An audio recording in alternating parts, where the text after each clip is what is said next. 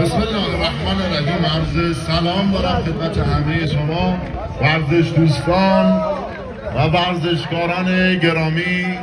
خیر مقدم عرض میکنم خدمت میهمانای عزیزی که از شهرستان منایل با همه مسئولین بزرگواری که از شرکت گلرنگ جناب آقای دکتر کیهانی عزیز و امران محترمشون در ورزشگاه شهید فرشید قرمزی حضور پیدا کردن. قراره که اول